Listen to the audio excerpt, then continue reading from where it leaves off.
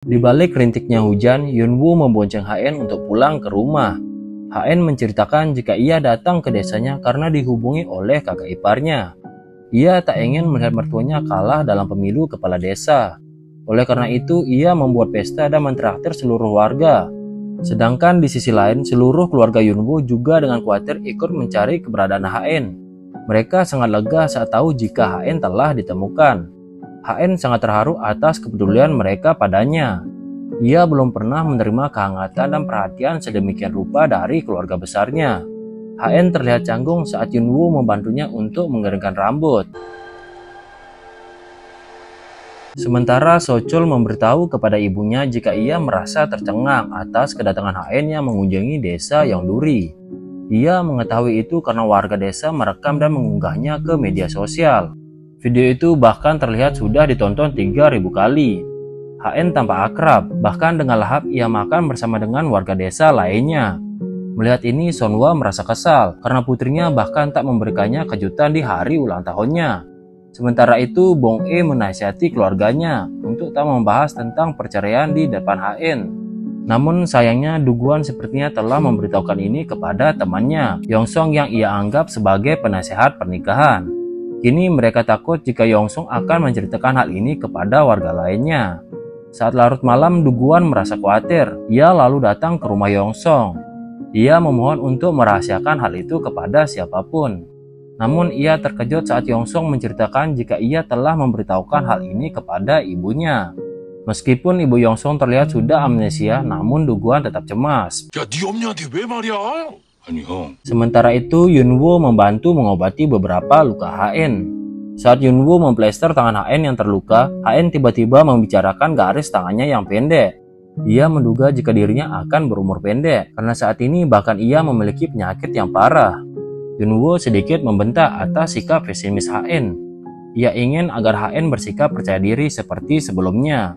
HN lantas mengajak Yunwoo untuk ikut ke Eropa dalam pengobatannya. Yunwoo berjanji jika ia akan menemani HN saat ke Jerman. Yunwoo pergi meninggalkan HN. Ia merasa tak waras karena tiba-tiba akan menciumnya. Yunwoo merasa tak bisa berpikir jernih saat di rumah. Ia tak berani pulang dan malah mengobrol dengan Yuntae di luar. HN bertanya-tanya mengapa Yunwoo pergi begitu lama. Ia mencoba mengirimkan pesan kepada Yunwoo. HN terlihat kecewa saat Yunwoo membalasnya agar ia tidur terlebih dahulu. HN kesal karena berpikir jika Yunwoo tengah kabur dan ia sangat ketakutan menghadapinya. HN kecewa saat diam-diam mendengar pembicaraan Yunwoo. Ia memang benar-benar canggung dan takut untuk kembali ke kamarnya. Di sisi lain, Yunwoo merasa bimbang dengan perasaannya kepada HN. Kali ini ia tak bisa lagi mengabaikan HN seperti yang dulu ia sering lakukan.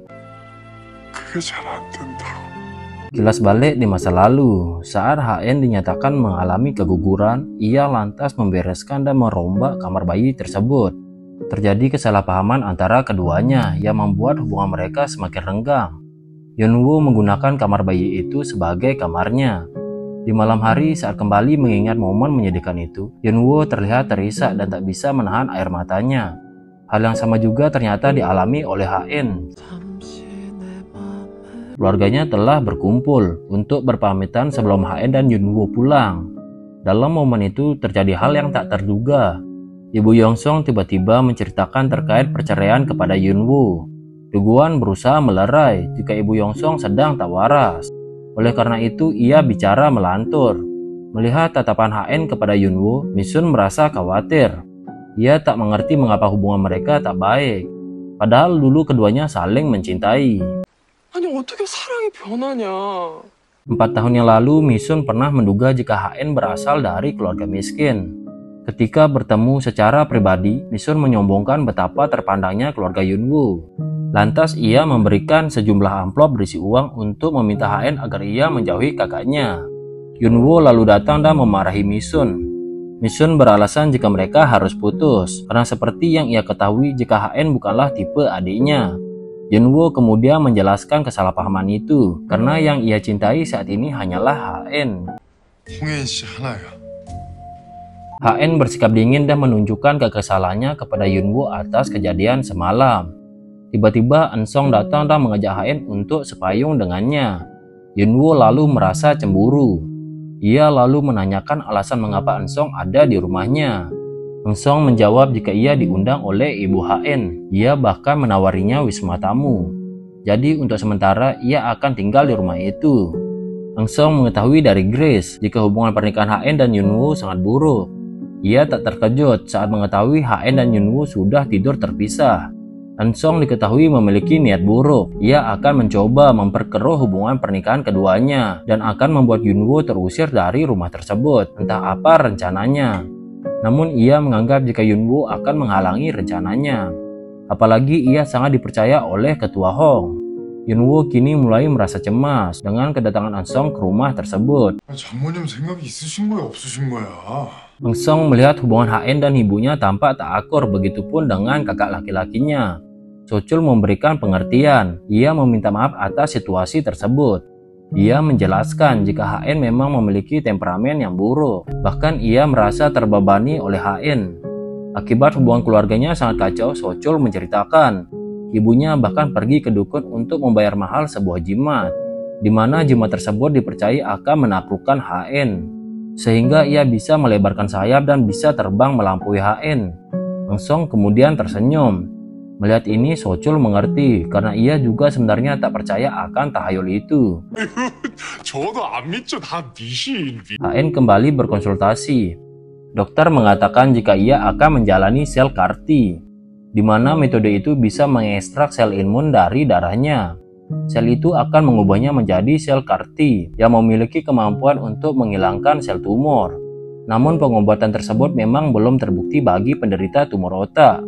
Dokter menyarankan agar HN tak terlalu berharap jika ia akan sembuh total.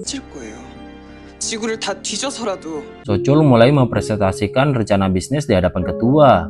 Namun dana yang digunakan sangat tinggi. Diperlukan 1 triliun won untuk membangun resort mewah itu. So-chul meyakini jika Eun-sung akan berinvestasi. Eun-sung begitu menyukainya karena dia mau mendengarkan apa yang ingin ia lakukan. So-chul memastikan jika mereka hanya perlu menyiapkan lokasi untuk proyek tersebut. Yunwoo memberikan saran untuk melakukan studi kelayakan dan meninjau seberapa tinggi resiko bisnis tersebut. Lalu ketua dan Bonju setuju atas saran itu. Yunwoo meminta sebuah rekaman kamera dashboard kepada lelaki tua tempo hari.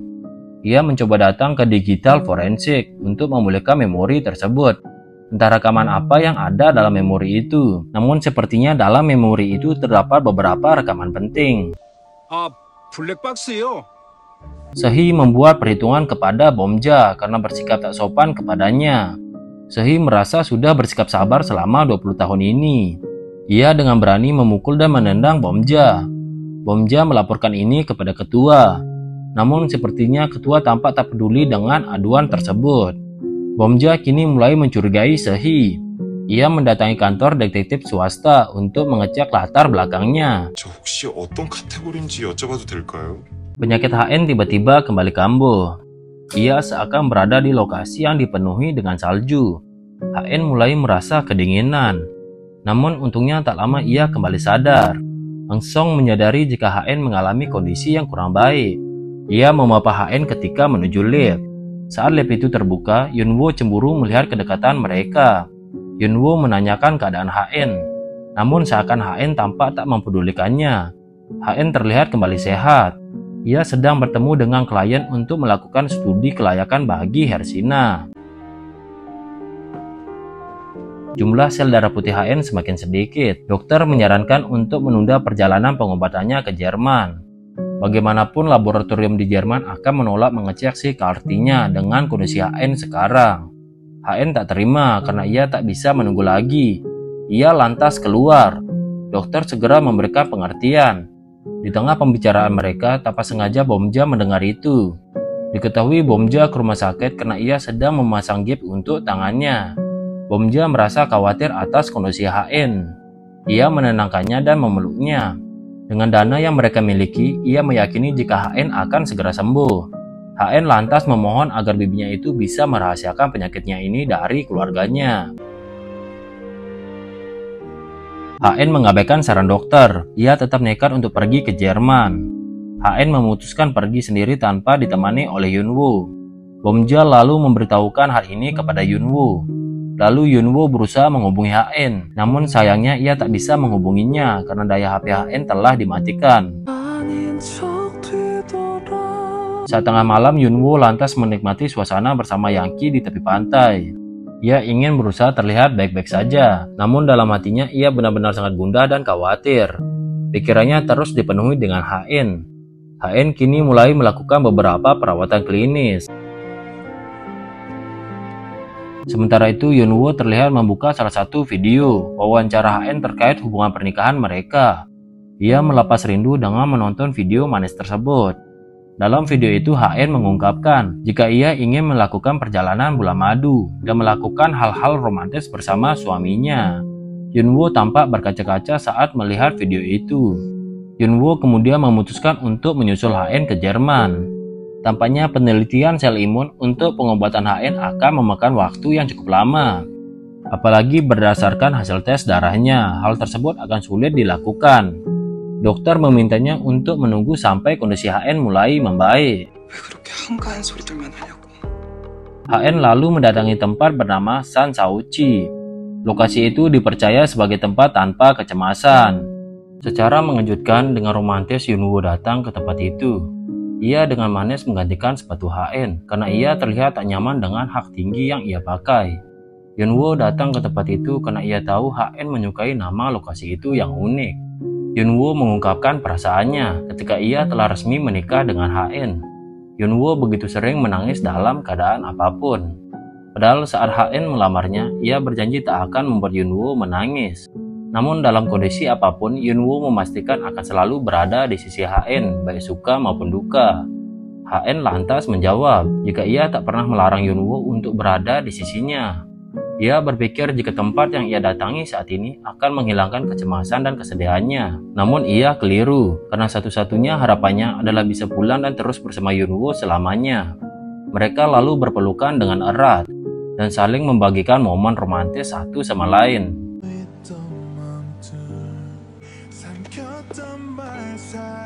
Yunwoo kembali mengingat dengan perkataan HN yang menyebutkan jika ia sangat kesal karena garis takdir di tangannya sangat pendek. Dari garis tangan itu, ia khawatir jika takdir hidupnya akan singkat. Yunwoo lantas dengan usil menambahkan garis tangan di telapak HN dengan menggunakan sebuah pulpen. Nah, sekian dulu untuk episode 5-nya ya Bor. Untuk yang penasaran dengan kelanjutan cerita dari drama Queen of Tears, pantengin terus channel Kude Dodo Film agar tidak ketinggalan kelanjutan ceritanya. Terima kasih atas waktunya, sampai jumpa lagi di video-video selanjutnya. Bye-bye.